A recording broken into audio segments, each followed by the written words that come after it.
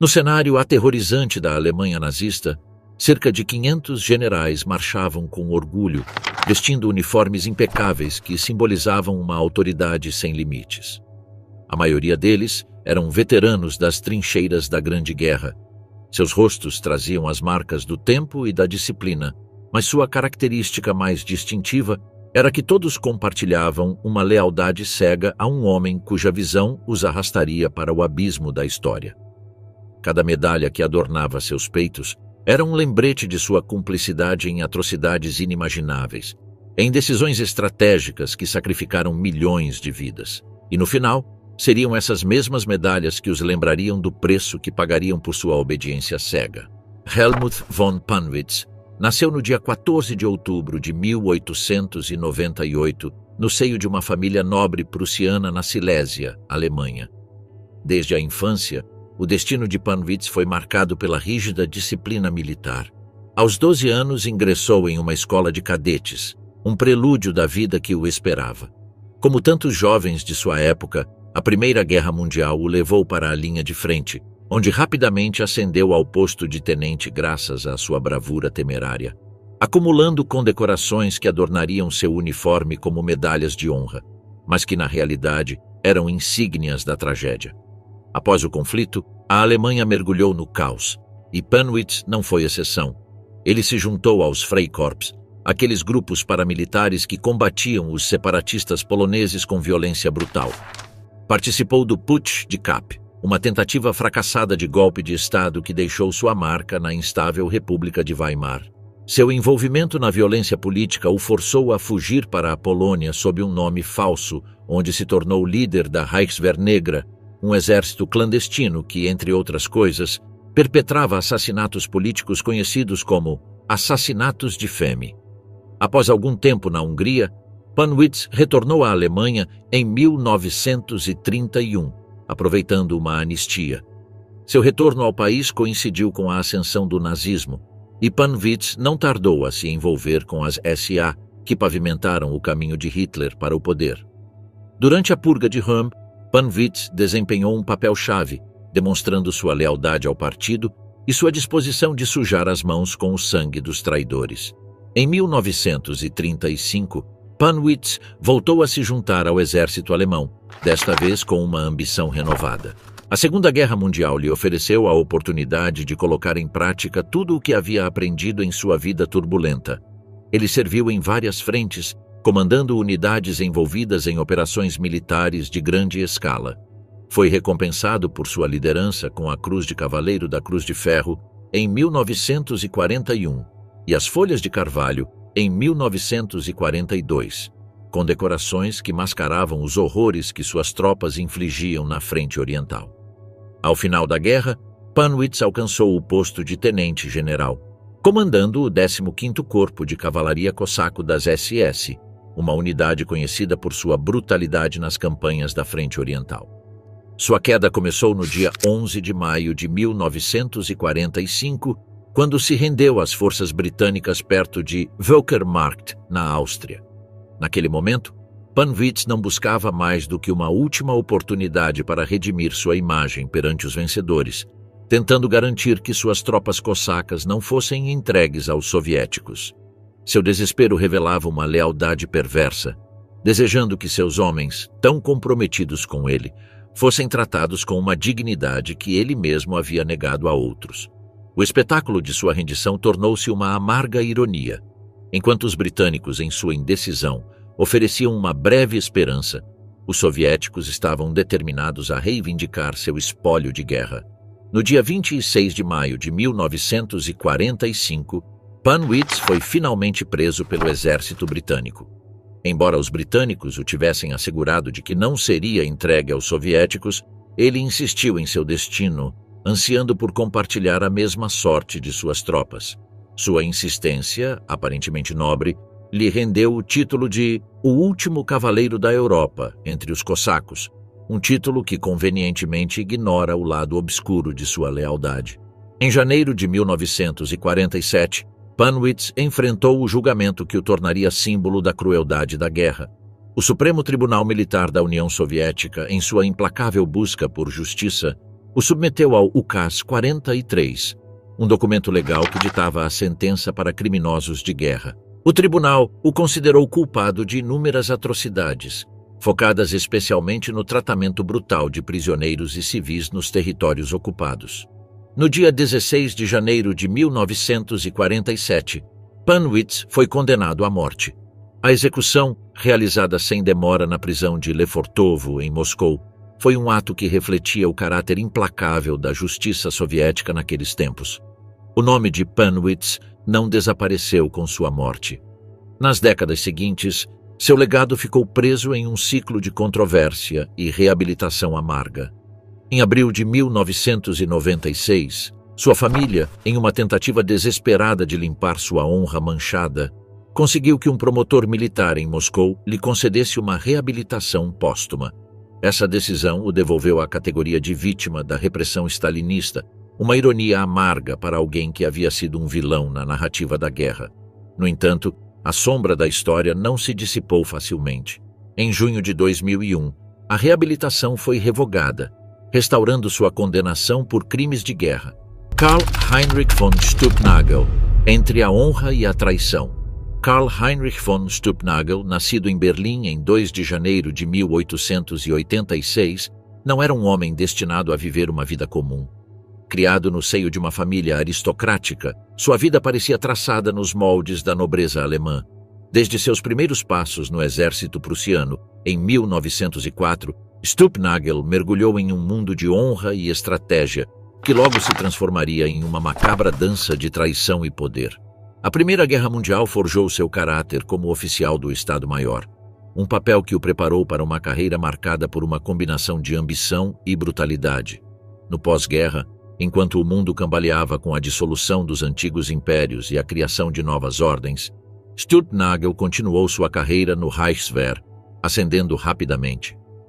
Em 1933, já havia alcançado o posto de coronel, e sua habilidade e lealdade à causa o impulsionaram para posições cada vez mais proeminentes. Seu envolvimento no Freikorps, durante a Revolução Alemã de 1919, mostrou sua disposição para usar a força com eficácia fria, esmagando revoltas com a mesma severidade das ordens recebidas. No final dos anos 30, Stumpnagel já se havia estabelecido como uma figura militar influente. Em 1936, foi promovido a major-general e, posteriormente, a tenente-general. Em 1937, assumiu o cargo de subchefe do Estado-Maior do Exército, uma posição que lhe permitiu planejar e executar as estratégias militares que consolidaram o poder nazista na Europa. Mas por trás da superfície de seu aparente sucesso, fermentava uma discórdia interna. Stumpnagel, apesar de seu serviço leal, não podia ignorar as crescentes críticas internas ao regime de Hitler.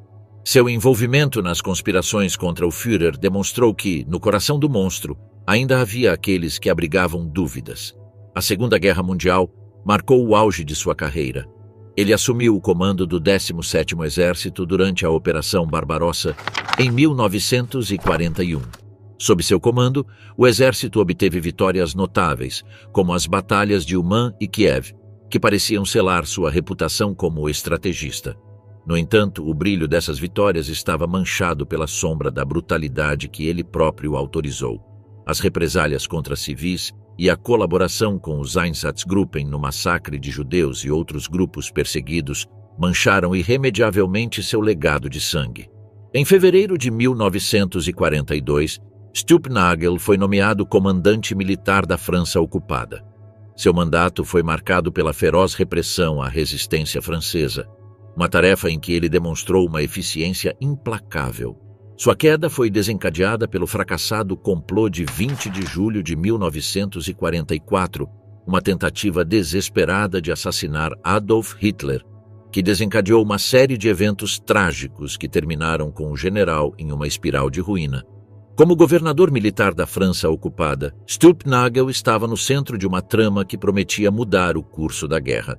No dia do atentado, Stumpnagel agiu com a precisão fria de um homem preso entre a esperança e o desespero. Em Paris, ele ordenou que Hans Ottfried von Linstow, que havia sido informado do complô apenas naquele mesmo dia, prendesse todos os oficiais da SS e da Gestapo na cidade. A cena na capital francesa tornou-se uma corrida frenética para garantir os inimigos do regime, enquanto Stumpnagel aguardava que a traição de seus colegas militares no leste da Prússia se concretizasse com sucesso.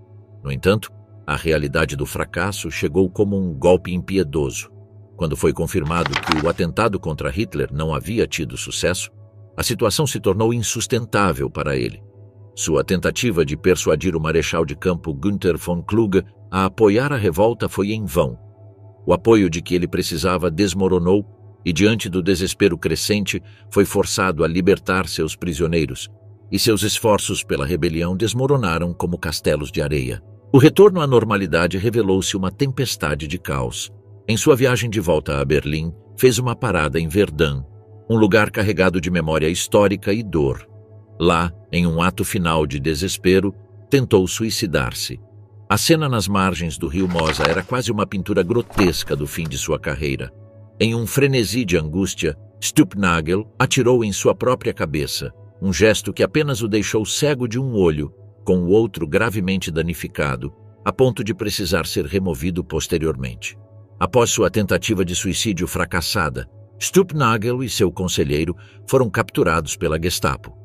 Em seu delírio pós-traumático, Stumpnagel repetia o nome Rommel, implicando o marechal de campo como participante do complô. Sua declaração, um fragmento de loucura desesperada, acrescentava uma camada de enredo a uma trama já caótica e violenta. Em 30 de agosto de 1944, o julgamento de Stumpnagel perante o Volksgerichtshof, presidido pelo infame Roland Freisler, tornou-se uma grotesca paródia de justiça. A sala do tribunal tornou-se o local de sua condenação final. Acusado de alta traição, Stumpnagel foi prontamente considerado culpado e condenado à morte. A execução ocorreu no mesmo dia na prisão de Plötzensee, em Berlim. Um fim abrupto para um homem cuja carreira militar oscilou entre a lealdade implacável e a rebelião desesperada. Assim terminou a vida de Karl Heinrich von Stumpnagel, um general cuja carreira militar, marcada por vitórias e atrocidades, terminou no cruel paradoxo de uma traição fracassada e um julgamento sumário. A Sombra de Minsk. Os crimes de guerra de Eberhard Herf. Eberhard Herf nasceu em uma pequena vila alemã chamada Greifswald, no dia 25 de março de 1897, numa época em que a guerra parecia ser uma constante no horizonte europeu. Sua infância foi marcada por uma sociedade que, pouco a pouco, era envenenada pelo patriotismo e por um ódio silencioso a tudo o que era estrangeiro. Herf cresceu em uma família que não tinha um histórico militar particularmente relevante, mas como tantos outros jovens, o chamado das armas chegou quando a Alemanha se viu envolvida na Grande Guerra. Em 1915, com apenas 18 anos, ele se alistou no exército imperial alemão. O que se seguiu foi uma sucessão de horrores que o endureceram e moldaram. As trincheiras da frente ocidental não faziam distinção entre os homens. Todos eram igualmente descartáveis, carne de canhão para uma guerra sem sentido. Herf, no entanto, destacou-se por sua resistência e capacidade de seguir ordens sem questionar. Ao final da Primeira Guerra Mundial, havia ascendido ao posto de tenente, condecorado por sua bravura. Nesse ponto, o mundo de Herf mudou, mas seu destino não. Herf, como muitos outros, viu na vida militar a única opção para seguir em frente. Ao longo das décadas de 1920 e 1930, aperfeiçoou suas habilidades em estratégia e tática militar, subindo lentamente na hierarquia, sempre fiel, sempre obediente. Em 1936, já era major, e quando a Segunda Guerra Mundial estourou em 1939, Herf estava pronto para o que viria. No início do conflito, Herf foi colocado no comando de um batalhão dentro da 14ª Divisão de Infantaria. Foi na Polônia que sua verdadeira natureza começou a se revelar. As rápidas vitórias da Wehrmacht na invasão inicial não deixaram tempo para refletir sobre os horrores cometidos. Mas Herf sabia. Ele sabia que em cada vila devastada, em cada família destruída, havia uma responsabilidade que recaía sobre seus ombros. No entanto, ele permaneceu firme, sempre convencido de que a lealdade ao Führer justificava qualquer ato, por mais atroz que fosse. A ascensão de Herff continuou, alcançando o posto de coronel e mais tarde general de brigada. Em 1941, com o início da Operação Barbarossa, foi enviado para a Frente Oriental. Os campos de batalha na União Soviética não eram diferentes dos da França ou Polônia, pelo menos não em termos de métodos. Os soldados alemães avançavam rapidamente e Herff, fiel aos princípios da Blitzkrieg, liderava seus homens com precisão e crueldade. Seus comandos eram claros: avançar a qualquer custo, e esse custo geralmente era medido em vidas humanas, inclusive civis. Mas o inverno soviético não perdoava, e enquanto seus homens morriam congelados ou massacrados pelas forças inimigas, ele permanecia firme. Ele se acostumara a ver seus subordinados caírem um a um, e com cada morte, uma parte dele também morria, embora ele nunca admitisse. Com o passar do tempo, Herff começou a perceber que as coisas estavam mudando para pior. Os dias gloriosos de vitórias rápidas ficaram para trás, e a realidade da derrota começava a aparecer. A guerra tornou-se uma luta pela sobrevivência, uma luta que Herff sabia que não poderiam vencer. No entanto, continuou a obedecer, ordenando mais avanços, mais mortes, mais destruição.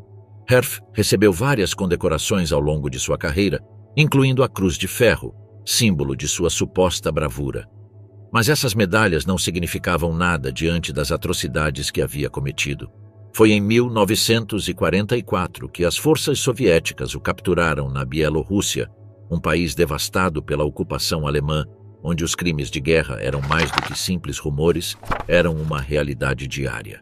Sob seu comando, milhares de civis, especialmente judeus, foram executados em Minsk, onde o terror e o sangue se misturavam com as cinzas dos corpos incinerados.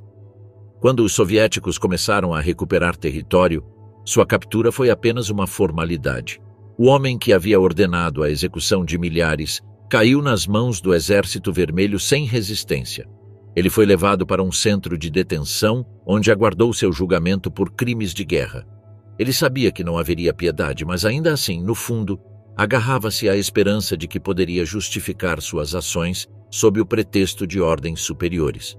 O julgamento em Minsk começou em dezembro de 1945. Herff era um dos 18 acusados, mas seu nome se destacava acima dos demais. Ele havia comandado a polícia de ordem, a força encarregada de impor o regime nazista na cidade, e sob seu comando, as atrocidades atingiram níveis inimagináveis. As evidências eram claras: execuções em massa de judeus no gueto, deportações forçadas de civis para os campos de extermínio e o uso da violência mais brutal para sufocar qualquer resistência. As testemunhas, aquelas que milagrosamente sobreviveram, narravam o inferno que foi viver sob o jugo de Herff e sua legião de assassinos uniformizados. Os promotores apresentaram documentos, ordens assinadas, provas irrefutáveis da culpa de Herff. Mas ele, como outros antes dele, se refugiou na defesa de apenas cumprir ordens. O tribunal não aceitou suas desculpas. Eles sabiam, melhor do que ninguém, que homens como Herff não eram meros engrenagens. Eles escolhiam ser a faca que cortava a garganta dos inocentes. No dia 29 de janeiro de 1946, a sentença foi clara: morte por enforcamento. O tribunal soviético queria justiça, mas também vingança. No dia seguinte, 30 de janeiro de 1946, Herff foi levado ao local de sua execução. As praças estavam cheias daqueles que, até recentemente, haviam vivido no terror sob seu comando. Agora o viam como um homem reduzido a nada. A forca erguia-se diante dele, fria e metálica, uma sentença inevitável. O carrasco não pronunciou palavras desnecessárias. O rosto de Herff, outrora marcado pela arrogância do poder, agora apenas mostrava o medo que ele nunca havia permitido que outros vissem. Do campo de batalha à forca, a dupla vida de Alfred Jodl. No dia 10 de maio de 1890, em Würzburg, na Alemanha, nascia Alfred Jodl em uma família de raízes católicas, um homem cujo destino foi selado nas intricadas maquinações do Terceiro Reich. Sua juventude foi marcada pelo rigor de uma educação militar, e aos 20 anos já estava vestido com o uniforme do exército alemão, pronto para servir a uma nação que logo se tornaria uma potência militar, que temporariamente colocaria a Europa de joelhos. Durante a Primeira Guerra Mundial, Jodl se destacou por sua bravura, ganhando as cobiçadas Cruzes de Ferro de segunda e primeira classe. Para ele, a guerra não era nada além de uma extensão natural de sua existência. O campo de batalha era um cenário onde se forjava a honra. Mas o destino tinha reservado para ele um papel muito mais sombrio. Nos anos da República de Weimar, Jodl permaneceu no exército, observando atentamente enquanto a Alemanha desmoronava sob as pressões do Tratado de Versalhes. Foi durante esse período que ele começou a colaborar na reorganização secreta do exército alemão, burlando as restrições impostas pelas potências vencedoras. A ascensão dos nazistas ao poder em 1933 foi para ele uma oportunidade, uma porta aberta para o tipo de guerra que ele havia ansiado desde a juventude. Em 1939, com a Europa à beira do colapso, Jodl foi chamado para servir a Hitler, tornando-se chefe do Estado-Maior de Operações do Oberkommando der Wehrmacht. A partir dessa posição, ele se tornou uma peça-chave na máquina militar nazista. Seu encontro com Hitler, poucos dias antes da invasão da Polônia, marcou o início de uma colaboração que arrastaria a Europa para anos de terror e destruição. A Segunda Guerra Mundial foi, para Jodl, um campo de provas, uma oportunidade para demonstrar sua habilidade estratégica. Ele esteve por trás das operações que levaram à rápida ocupação da Dinamarca e da Noruega e observou com satisfação a queda da França em 1940. Seu otimismo em relação à eventual derrota da Inglaterra o levou a acreditar que a vitória alemã era apenas uma questão de tempo. Ele assinou ordens que condenaram milhares de pessoas à morte, como a Ordem dos Comissários e a Ordem dos Comandos.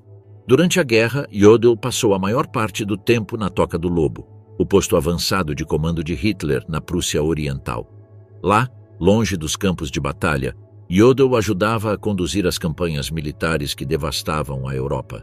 Em fevereiro de 1944, ele foi promovido a Generaloberst, um reconhecimento por sua lealdade e eficácia ao serviço de um regime que já começava a mostrar sinais de desmoronamento sob seu próprio peso.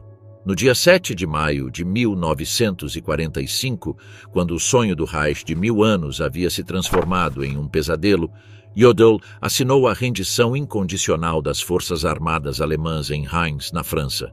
Foi um ato de capitulação que selou o destino da Alemanha e que, paradoxalmente, foi a última vez que Jodl agiria em nome da nação a qual havia servido com tanta lealdade feroz. Alfred Jodl encontrou-se agora finalmente no banco dos réus nos julgamentos de Nuremberg, enfrentando as consequências de sua lealdade inabalável ao regime nazista. Entre os 24 principais acusados daquela rodada estava Jodl, um general que havia sido parte fundamental no planejamento e execução das estratégias militares que mergulharam a Europa na escuridão. As acusações contra ele eram claras e contundentes. Ele foi acusado de 4 crimes principais: conspiração para cometer crimes contra a paz, planejamento e execução de guerras de agressão, crimes de guerra e crimes contra a humanidade.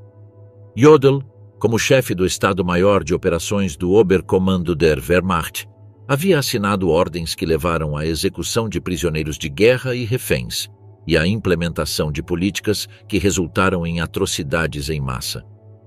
Durante o julgamento, a defesa de Jodl tentou argumentar que ele estava apenas cumprindo ordens, que sua responsabilidade se limitava ao seu dever como soldado e que ele não era responsável pelas políticas mais amplas do regime nazista.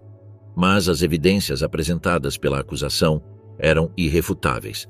Documentos assinados por Jodl que detalhavam seu envolvimento direto na máquina de morte que o Terceiro Reich havia colocado em movimento. Jodl, por sua vez, também tentou se defender, afirmando que algumas das ordens que havia assinado não tinham a intenção de violar o direito internacional, que sua intenção não era perpetuar crimes, mas proteger a Alemanha em tempos de guerra. Mas essas palavras não encontraram eco no tribunal.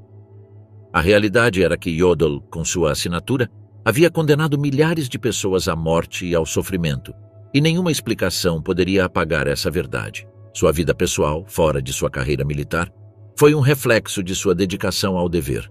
Ele se casou 2 vezes. primeiro com Irma Gräfin von Bullion em 1913 e depois, após ficar viúvo, com Louise Jodl em 1944. Esta última o acompanhou durante esses julgamentos, onde sua presença adicionava uma sombra de humanidade a um homem que até então havia sido visto apenas como uma figura implacável da máquina nazista. No dia 1º de outubro de 1946, o Tribunal Militar Internacional pronunciou seu veredicto, culpado de todas as acusações. A sentença foi devastadora. Ele seria enforcado. No dia 16 de outubro de 1946, Alfred Jodl foi levado à forca na prisão de Nuremberg. Sua execução foi parte de uma série de enforcamentos que incluíram outros altos comandantes nazistas.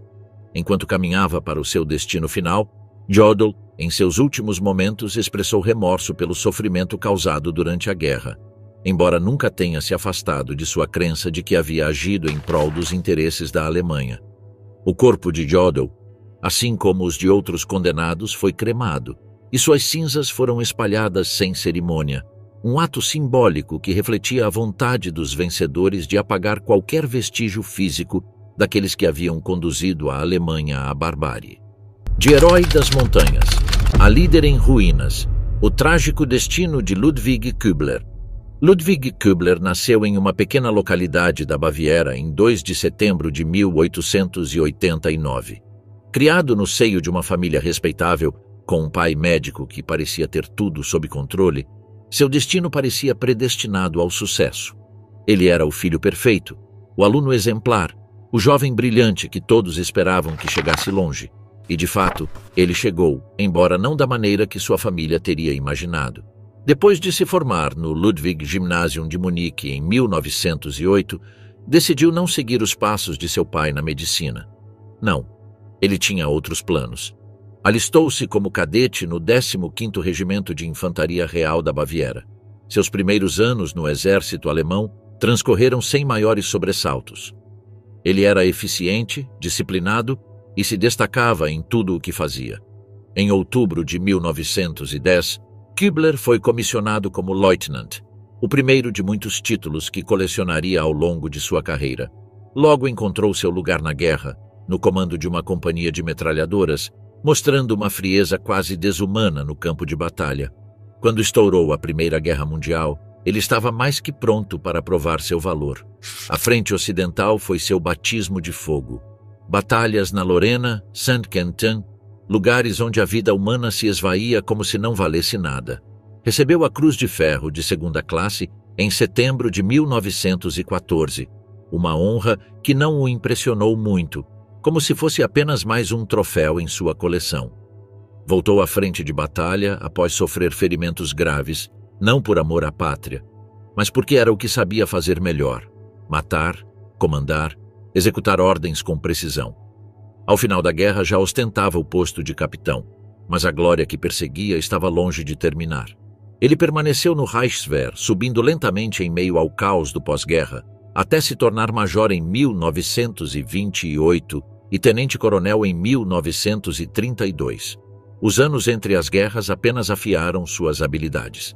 Em 1933, no mesmo ano em que Hitler consolidava seu poder, Kübler assumiu um posto-chave como chefe de Estado-Maior da 7ª Divisão em Munique. Em 1934, com a Wehrmacht estabelecida, a ascensão de Kübler foi imparável. Até 1938, ele já era general de divisão e, em 1939, no auge da guerra, recebeu o comando da 1ª Divisão de Montanha. Unidades especializadas na guerra em altitude, treinadas para se moverem em terrenos impossíveis, eram o instrumento perfeito para o tipo de guerra que a Alemanha planejava. Na Polônia, sua divisão demonstrou sua letalidade, capturando pontos estratégicos como o Passo de Dukla com uma precisão brutal. Foi aqui que ele ganhou a Cruz de Cavaleiro da Cruz de Ferro, a mais alta condecoração militar alemã, símbolo da eficiência sangrenta com que seus homens cumpriam as ordens.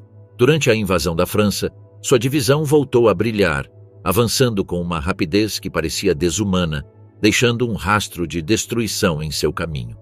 À medida que a guerra continuava, Kübler tornou-se o comandante de diferentes corpos de montanha, primeiro na Frente Oriental e depois na Iugoslávia, onde sua experiência em terrenos difíceis foi fundamental. Sob seu comando, foram travadas batalhas que não apenas desafiavam a logística militar, mas também a moralidade, algo que parecia não ter importância para ele. A montanha era sua aliada, o frio sua arma e a morte sua companheira constante. Em maio de 1945, Kübler ainda mantinha o comando na zona operacional do litoral adriático.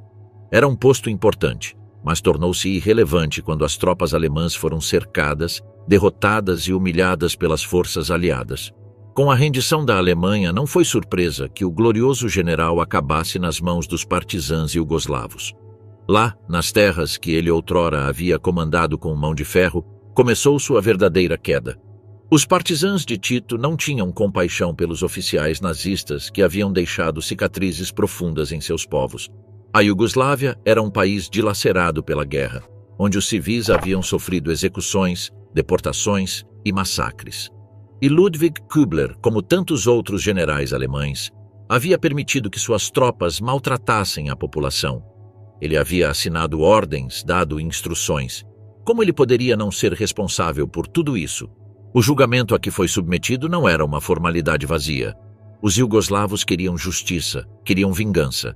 As aldeias devastadas, os inocentes executados, tudo estava devidamente documentado. E apesar das tentativas de sua defesa, que alegava que ele estava apenas defendendo os interesses de sua pátria, a verdade era que os tribunais não deixariam passar a oportunidade de fazer justiça. Em agosto de 1947, Ludwig Kübler já havia ouvido a sentença. Era a morte.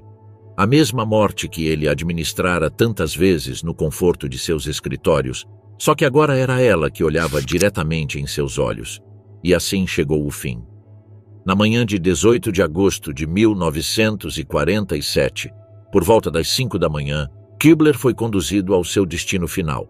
Alguns dizem que foi um pelotão de fuzilamento que executou a sentença, uma decisão que refletia a distorcida honra que ainda era concedida aos militares. A cena foi desoladora. Os soldados iugoslavos, sérios, implacáveis, levantaram suas armas com a precisão que a situação exigia. O general, que outrora fora um símbolo de poder, agora era apenas mais um homem diante da morte.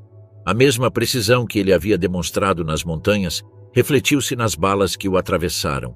Ninguém chorou por sua morte.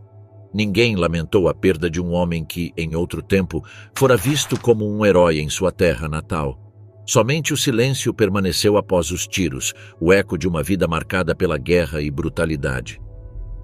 Martinsen e o custo da colaboração. Justiça e traição na Dinamarca pós-guerra. Knud Borge. Martinsen nasceu no dia 30 de novembro de 1905, em Sandved, Dinamarca, no seio de uma família modesta. Seu pai, Hans Christian Martinsen, era alfaiate, e sua mãe, Ottilia Marie Poulsen, compartilhava a vida austera da classe trabalhadora. Desde jovem, Martinsen demonstrou um caráter disciplinado e uma determinação feroz, o que o levou a alistar-se como soldado em 1928. Seu talento e capacidade no campo militar permitiram-lhe ascender rapidamente. Em 1933, já era primeiro-tenente e em 1939 alcançou o posto de capitão-tenente. A carreira militar de Martinsen parecia ter um futuro brilhante enquanto ele se preparava para o curso do Estado-Maior no Palácio de Frederiksberg em 1940. No entanto, no dia 9 de abril daquele ano, o dia em que a Alemanha ocupou a Dinamarca, sua visão de um futuro militar estável desmoronou-se. A ocupação foi um golpe devastador para muitos dinamarqueses, incluindo Martinsen, que se viu preso em uma realidade muito diferente da que imaginara. No tumulto que se seguiu à ocupação, as inclinações políticas de Martinsen também mudaram drasticamente. No dia 26 de abril de 1940, ele se juntou ao Partido Nacional Socialista dos Trabalhadores da Dinamarca, alinhado com o Terceiro Reich. Sua participação no partido incluiu a participação em manifestações enquanto usava o uniforme, uma ação que acabou prejudicando sua carreira militar. A combinação de suas atividades políticas e as restrições impostas pela ocupação o levaram a renunciar ao exército dinamarquês uma mudança decisiva que marcou uma virada em sua vida. Martinsen não demorou a procurar novas oportunidades para realizar suas ambições militares através das Waffen-SS. Seu compromisso com a causa nazista tornou-se evidente quando ele assumiu vários cargos de liderança no Frikorps Danmark, uma unidade composta principalmente por voluntários dinamarqueses que lutaram ao lado da Alemanha na Frente Oriental. Inicialmente, comandou a 2ª Companhia sob Christian Peder Krissing e depois a 4ª Companhia sob Christian Frederick von Schauburg. Seu estilo de liderança, influenciado pelo rigoroso treinamento e pelas metodologias operacionais das Waffen-SS, centrava-se na mobilidade e nas capacidades de combate de elite.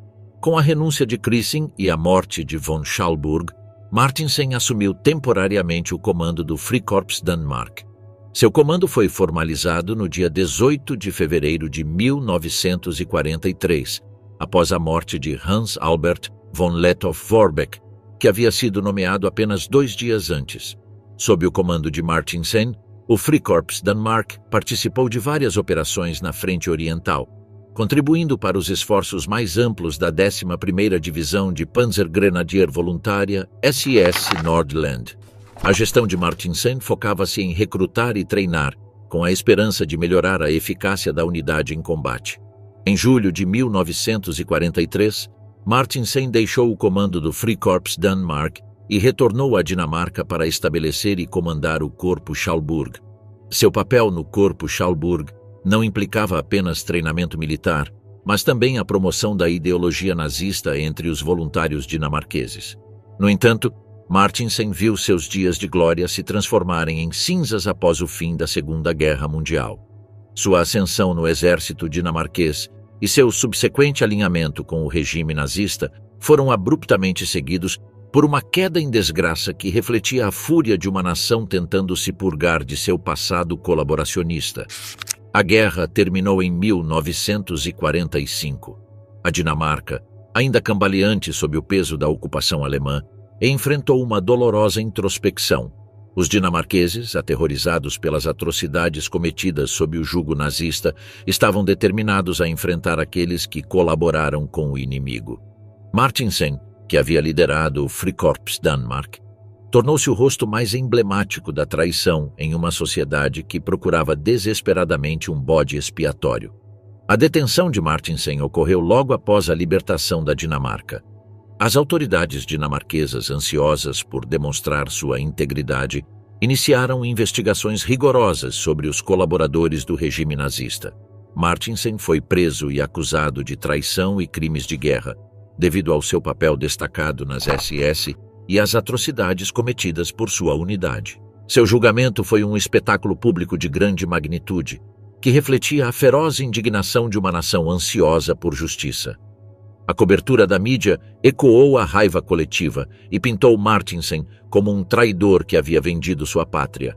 A cobertura midiática enfatizou seu papel no Frikorps e o sofrimento que sua unidade havia infligido durante a ocupação. Em 1949, após um julgamento prolongado, Martinsen foi considerado culpado de traição. A sentença de morte proferida contra ele refletia a necessidade da sociedade dinamarquesa de se redimir diante de suas próprias ações e decisões durante a guerra.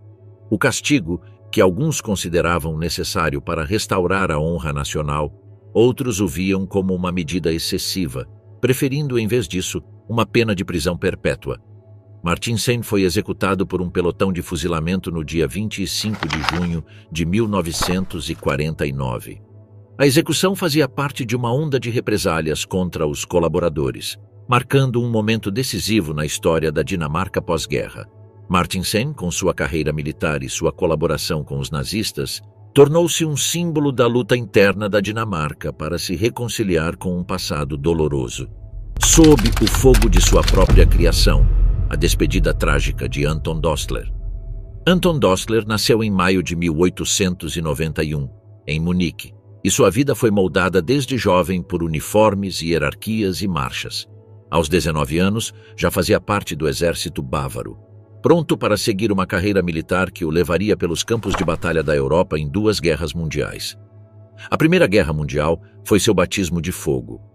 Lá, entre trincheiras encharcadas de sangue e lama, ele provou sua bravura como jovem oficial. Por seus méritos, subiu rapidamente de patente, tornando-se capitão, carregando com orgulho as medalhas que adornavam seu peito. No entanto, a guerra lhe deixou mais do que apenas condecorações. Ela lhe trouxe uma frieza e um pragmatismo que o acompanhariam ao longo de sua carreira. Após esse conflito, a Alemanha estava em ruínas e com ela seu exército. Mesmo assim, Dostler permaneceu firme nas fileiras do Reichswehr, o exército reduzido que o Tratado de Versalhes permitia aos alemães. Nesse cenário de pobreza e humilhação, ele subiu de posto, tornando-se major em 1928. Quando o nazismo chegou ao poder nos anos 30, ele já era chefe do Estado-Maior da 7ª Divisão, o que lhe dava acesso aos obscuros mecanismos do aparato militar do Terceiro Reich. Com a chegada da Segunda Guerra Mundial, sua estrela só continuou a brilhar. No 70º Exército, Dostler ajudou a planejar a invasão da Polônia e da França, campanhas conduzidas com a brutal eficácia que caracterizou os exércitos alemães nos primeiros anos da guerra. O general de infantaria era reconhecido por sua mente fria, sua capacidade de tomar decisões difíceis sem hesitar e sua disciplina impiedosa. Os soldados, sob seu comando, aprenderam rapidamente que a lealdade à causa era o único caminho seguro para evitar serem esmagados por sua implacável autoridade. Em 1941, Dostler foi designado para a Frente Oriental, comandando a 57ª Divisão de Infantaria. Lá, nos vastos territórios soviéticos, ele liderou seus homens em batalhas ferozes contra um inimigo que parecia interminável. Os soldados soviéticos lutavam com uma ferocidade que ele nunca tinha visto antes, e à medida que os invernos ficavam mais severos e os suprimentos mais escassos, o moral de seus homens começou a vacilar. Mas Dostler, sem piedade, impôs seu punho de ferro. Os desertores eram fuzilados sem hesitação, e as aldeias ocupadas pagavam com vidas e destruição por qualquer resistência. A guerra avançava, mas a maré tinha virado. Em 1943, já como general de infantaria, ele comandava a 163ª Divisão na linha de frente. Mas as coisas já não iam bem para os alemães. O brilho do Blitzkrieg tinha se apagado e as forças alemãs começaram a recuar, assediadas por um inimigo implacável. Em 1944, o alto comando o designou para a frente italiana. Sua missão era clara: deter os aliados que avançavam pelo sul. Lá, nos últimos suspiros do Reich, sua sorte estava selada. Em uma operação desastrosa, ele ordenou a execução de um grupo de soldados americanos capturados em uma missão de sabotagem. Eram soldados, não espiões ou sabotadores disfarçados de civis. Estavam em seus uniformes, cumprindo as regras da guerra, e como prisioneiros, tinham o direito de serem tratados de acordo com os princípios da Convenção de Genebra. Em 26 de março de 1944, os prisioneiros foram levados a Punta Bianca, ao sul de La Spezia, onde foram fuzilados e enterrados em uma vala comum, disfarçada para ocultar o crime. Foi um ato rápido, quase rotineiro, na brutalidade da guerra. Dostler provavelmente pensou que aquilo não passaria de uma nota de rodapé nos registros militares, um dos muitos eventos que ocorriam em uma guerra que, naquele momento, parecia interminável. Mas o destino, como sempre, tinha outros planos. Com o colapso da Alemanha nazista em 1945, os crimes cometidos por seus oficiais começaram a vir à tona. Dostler foi capturado pelas forças americanas e levado a julgamento. O que outrora fora um general respeitado, tornou-se apenas mais um prisioneiro, um dos muitos que aguardavam sua vez nos tribunais que agora decidiam o destino dos derrotados. O tribunal militar que o julgou não foi indulgente. A desculpa de Dostler era previsível. Ele estava simplesmente seguindo ordens. Era o que a maioria dos homens em sua posição dizia, como se o peso de suas decisões pudesse ser diluído na cadeia de comando. Mas essa defesa não funcionou. O tribunal rejeitou essa justificativa, lembrando-lhe que, mesmo em tempos de guerra, há regras que não podem ser ignoradas. Os prisioneiros de guerra são protegidos e sua execução foi uma violação flagrante dessas leis. Em outubro de 1945, o veredicto foi claro: Dostler, Era culpado de crimes de guerra. Não houve espaço para clemência. O peso da guerra, as atrocidades cometidas e a necessidade de uma justiça implacável para aqueles que estiveram do lado errado da história eram sentidos em cada palavra do tribunal. Dostler foi condenado à morte e sua sentença seria executada em dezembro daquele mesmo ano. No primeiro dia desse mês, às 8 em ponto, Anton Dostler se encontrava diante de um pelotão de fuzilamento. O homem que ordenou tantas mortes, que impôs a disciplina com mão de ferro, agora se encontrava do outro lado do fuzil. Não houve drama, não houve lágrimas, apenas um silêncio tenso e o eco das balas que perfuraram seu corpo. A morte veio rapidamente, assim como tantas que ele havia causado. Seu corpo, coberto por um simples lençol de algodão, foi levado em um caminhão militar. Não houve honras nem funerais elaborados. Ele foi enterrado no cemitério de guerra alemão em Pomésia, junto a tantos outros soldados que, como ele, acreditaram em uma causa que agora jazia entre os escombros de uma Europa destruída. Das trincheiras à forca, a vida e a morte do general Richert. Em uma pequena cidade da Silésia chamada Lubałka, Johann Georg Richert nasceu em 14 de abril de 1890. Como muitos outros jovens de sua época, ele se alistou no exército imperial alemão em 1909, apenas uma década antes de seu mundo mudar para sempre com a eclosão da Primeira Guerra Mundial. Quando o armistício chegou, Richert já havia aprendido uma lição fundamental. No caos da guerra, só sobrevive quem segue as regras, por mais cruéis ou arbitrárias que sejam. Durante a Grande Guerra, ele subiu ao posto de Hauptmann, um título que ele carregava com orgulho enquanto a Alemanha se desmoronava ao seu redor.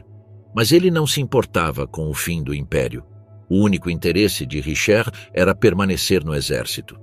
Enquanto os políticos discutiam em Berlim e a economia cambaleava, ele subia sem descanso, assumindo cargos estratégicos e aprendendo as táticas intrincadas que mais tarde seriam postas em prática com assustadora eficiência.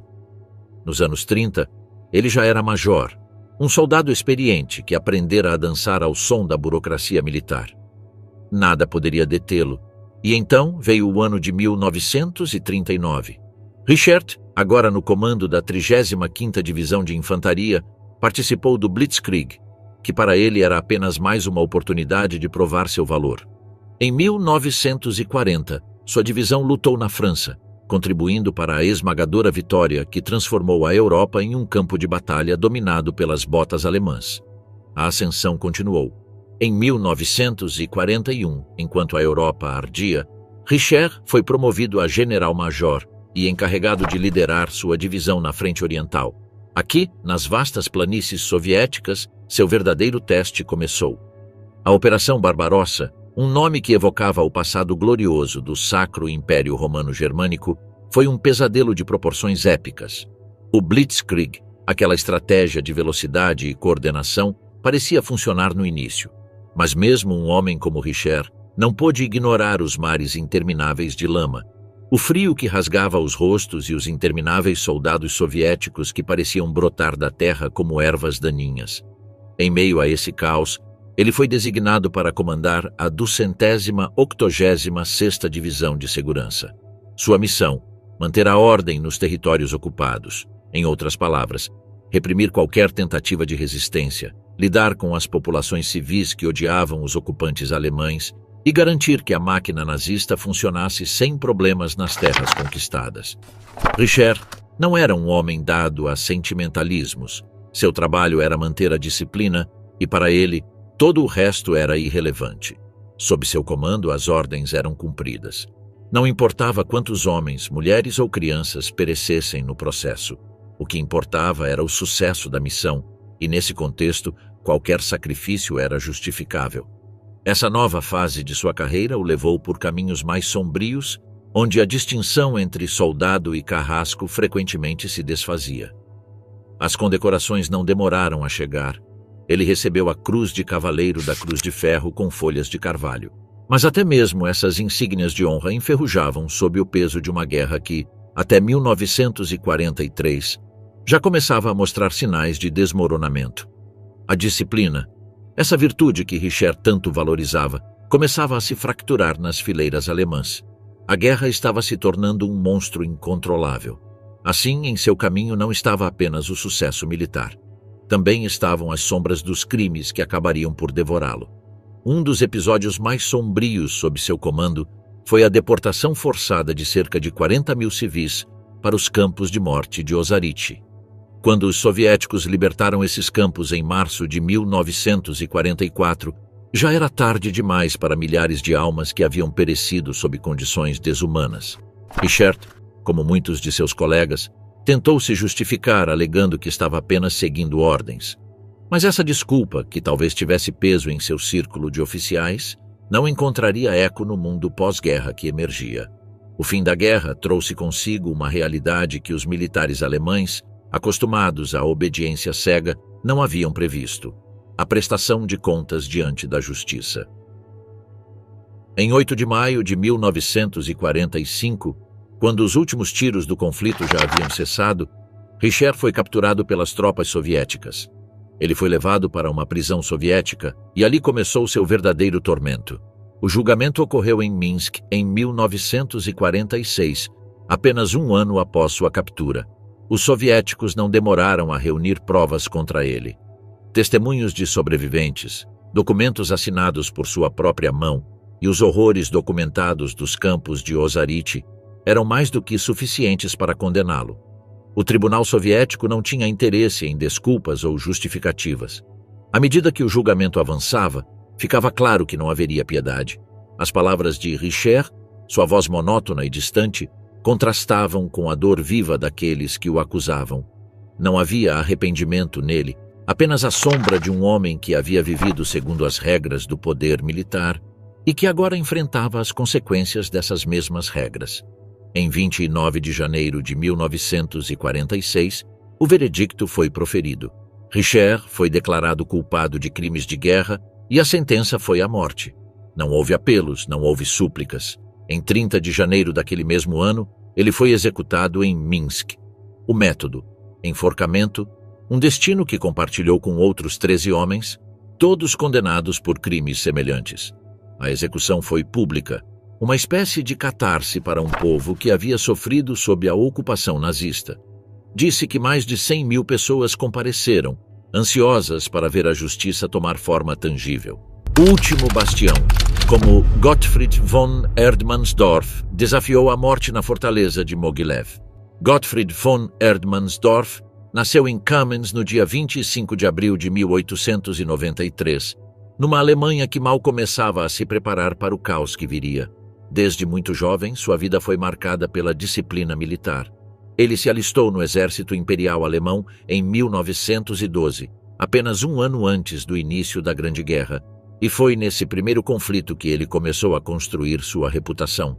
Erdmannsdorf subiu rapidamente de patente, encerrando o conflito como Hauptmann, um capitão endurecido por batalhas que lhe deixaram pouco espaço para sentimentalismos. Quando a Alemanha assinou o armistício e a humilhação do Tratado de Versalhes caiu sobre o país, Erdmannsdorf permaneceu no Reichswehr. Enquanto outros sonhavam com revoluções, ele era mais pragmático, mais calculista. No final da década de 20, ele já havia alcançado o posto de major, consolidando seu lugar entre os oficiais que aguardavam pacientemente o próximo grande conflito. A ascensão do nazismo o encontrou pronto. Ele não era um fervoroso partidário do Führer, mas isso também não era necessário. O que importava era a lealdade, e nesse aspecto Erdmannsdorf era inabalável. À medida que a Europa voltava a se encher de fumaça e destruição, ele continuava a subir de posto. Em 1939, com o início da Segunda Guerra Mundial, assumiu o comando do 171º Regimento de Infantaria. Na invasão da Polônia e na Batalha da França, seu regimento se destacou, não tanto pelo brilho tático, mas pela brutal eficiência com que cumpria as ordens. Em 1942, com a guerra já em pleno andamento, foi promovido a general-major, uma promoção que coincidiu com sua nomeação como comandante da fortaleza de Mogilev em 1944. A posição era crítica, um ponto estratégico que os soviéticos queriam conquistar a qualquer custo. A ofensiva russa foi implacável, Mas Erdmannsdorf não era do tipo que recuava. Ele recebeu ordens claras de Berlim: defender a fortaleza até o último homem. Não havia espaço para negociação ou retirada. A lealdade a Hitler e o dever para com a Wehrmacht exigiam que ele permanecesse firme. A batalha foi um inferno. Os soviéticos lançaram onda após onda de ataques, e a cidade de Mogilev se transformou em um campo de morte. Os reforços não chegavam, os suprimentos estavam cada vez mais escassos, e o moral de suas tropas começava a desmoronar. Mas Erdmannsdorf não cedeu. De seu quartel-general, ordenou resistência, mesmo quando o combate corpo a corpo já havia chegado ao centro da cidade. O fim chegou rápido. A fortaleza caiu, os soviéticos tomaram a cidade e Erdmannsdorf foi capturado. Para ele, aquilo não era uma derrota pessoal. Afinal, ele havia cumprido seu dever. Mas no novo mundo que emergia das ruínas do Terceiro Reich, o dever já não era suficiente para salvar sua vida. Erdmannsdorf, o homem que havia vivido e respirado o exército, foi reduzido a um simples prisioneiro de guerra. Erdmannsdorf foi encarregado de realizar a limpeza dos territórios ocupados. O que começou como deportações em massa rapidamente se transformou em uma campanha de terror, onde vilarejos desapareciam em chamas, civis eram fuzilados sem julgamento, e escolas e igrejas eram reduzidas a escombros sob o pretexto de combater os partisãs.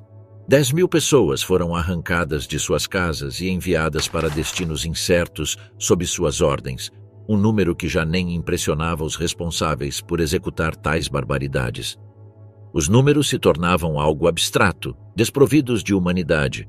Os homens sob seu comando não apenas executavam, mas o faziam com frieza, vendo os aldeões como ferramentas descartáveis. Erdmannsdorf, de seu escritório militar, assinava as ordens que condenavam milhares à morte ou à escravidão, e ele o fazia sem hesitação, sem remorso. Foi levado para uma prisão soviética. A vida de luxo e obediência havia terminado para o general. Não havia mais exército para prestar contas, apenas celas frias e a constante presença da morte que pacientemente aguardava sua vez. Em janeiro de 1946, Erdmannsdorf foi levado a julgamento em Minsk, junto com outros 18 acusados de crimes de guerra. O Tribunal Militar Soviético não demonstrou misericórdia, mas como poderia? As provas eram irrefutáveis. Milhares de pessoas desaparecidas, vilarejos destruídos, escolas apagadas do mapa. Os testemunhos das vítimas sobreviventes pintaram um quadro dantesco do que foi a ocupação alemã sob seu comando. As ordens que ele assinou incluíam a execução de deficientes, um detalhe pouco mencionado nos registros do julgamento, mas que selou cruelmente seu destino. Eram aqueles que ele considerava inúteis, um obstáculo no caminho para uma vitória que nunca chegou. A prática de usar civis como escudos humanos era outra das táticas impiedosas de sua divisão, algo que, longe de ser considerado um crime na época, fazia parte do manual de operações do desespero alemão. O julgamento foi breve, apenas uma formalidade para um homem que já estava morto por dentro. No dia 29 de janeiro de 1946, Erdmannsdorf foi condenado à morte por seus crimes. Mas a verdadeira culminação de sua história chegou no dia seguinte, 30 de janeiro, quando ele foi executado no hipódromo de Minsk, diante de uma multidão de mais de 100.000 pessoas. A execução foi um espetáculo público, não uma morte discreta. O povo desejava vingança, justiça ou talvez uma mistura de ambas. Aqueles que sofreram sob seu regime queriam vê-lo enforcado, não tanto como homem, mas como símbolo do que lhes foi tirado. O general de Hitler, Keitel, a lealdade cega e a queda final. Wilhelm Keitel nasceu no dia 22 de setembro de 1882 em uma pequena vila no Ducado de Brunswick. Sua vida começou na tranquila rotina de uma família de proprietários de terras, mas a tranquilidade não era seu destino. Desde jovem, Keitel sentiu a atração pela milícia prussiana e, aos 19 anos, alistou-se como cadete, buscando não apenas honra, mas também o poder que a guerra prometia. Sua carreira avançou constantemente, e quando a Primeira Guerra Mundial estourou, Keitel já era um oficial experiente. Na frente ocidental, seu corpo foi marcado por estilhaços em Flandres, uma cicatriz que ele carregaria com orgulho, como se fosse a insígnia de sua lealdade a um império em declínio. No final da guerra, enquanto a Alemanha tentava encontrar seu lugar em um mundo hostil, Keitel permaneceu firme, apesar das restrições do Tratado de Versalhes. Esse tratado, que limitava o exército alemão a 100 mil homens, era apenas um obstáculo que ele e outros como ele estavam dispostos a contornar com astúcia e subterfúgios. Keitel não apenas sobreviveu à purga dos oficiais prussianos, mas prosperou na clandestinidade do Truppenamt, o escritório que secretamente planejava o rearmamento da Alemanha. Ele foi um arquiteto da máquina militar que, sob a superfície da República de Weimar, crescia como uma fera adormecida, esperando ser despertada pelo líder certo. E esse líder veio em 1933. Adolf Hitler, um homem com uma visão sombria e expansiva, reconheceu em Keitel não apenas um soldado, mas um servidor inquestionável. Assim, em 1935, Keitel foi nomeado chefe do escritório das Forças Armadas do Ministério da Guerra do Reich, um cargo que lhe deu controle sobre o exército, a marinha e a nascente força aérea. Suas habilidades organizacionais foram reconhecidas, mas não era seu talento que o mantinha no poder, e sim sua total submissão ao Führer. Em 1938, Hitler desmantelou o Ministério da Guerra e o substituiu pelo Oberkommando der Wehrmacht, com Keitel como chefe. No entanto, o poder que lhe foi conferido era mais ilusório do que real.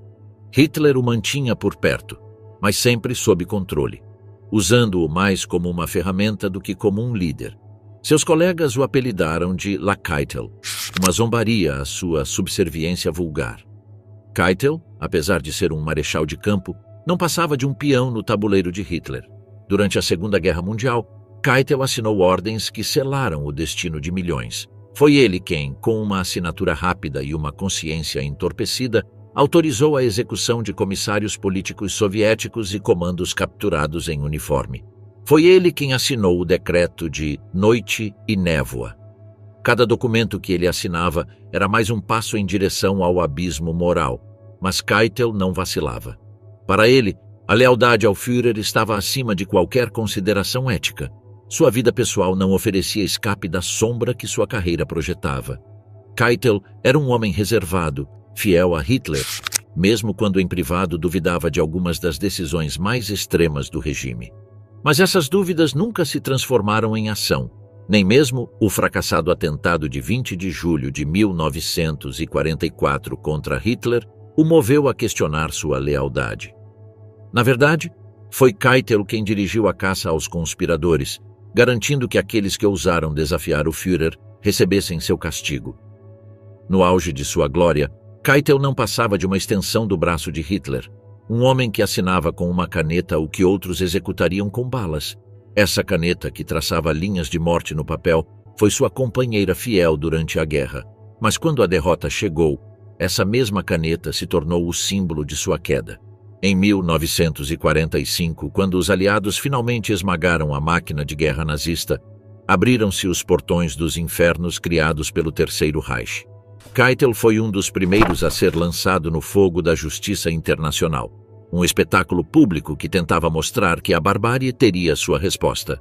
Assim começou seu julgamento nos tribunais de Nuremberg, um julgamento onde não eram necessárias provas adicionais, apenas a exposição de sua assinatura nos documentos mais sombrios da humanidade.